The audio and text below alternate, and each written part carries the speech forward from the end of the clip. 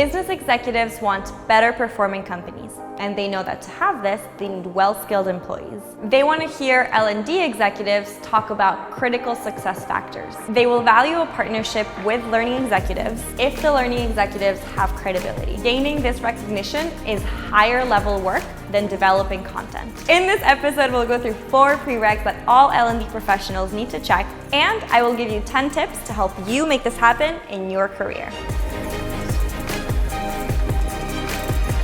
Hi, I'm Maria from 360 Learning.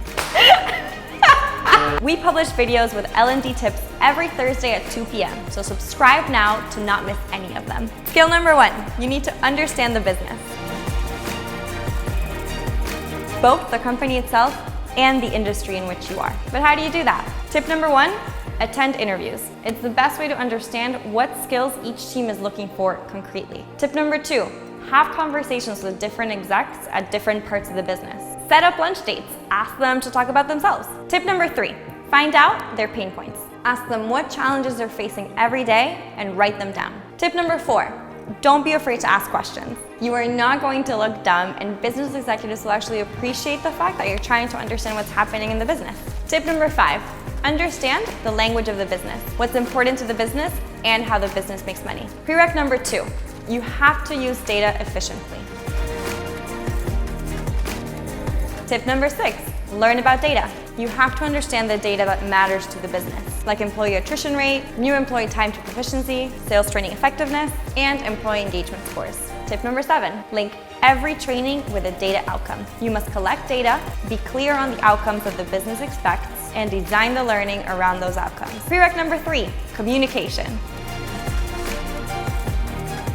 My tip number 8 is this: align with the business executives beforehand. Present them with your plan ahead of time, show them the expected outcome, ask for feedback. They'll appreciate being a part of the process. Tip number 9, report the outcome. Even if it didn't work as much as expected, show them the data versus the target you had in mind, and tell them how you're going to do better next time. Finally, and this is key, you have to mobilize your employees.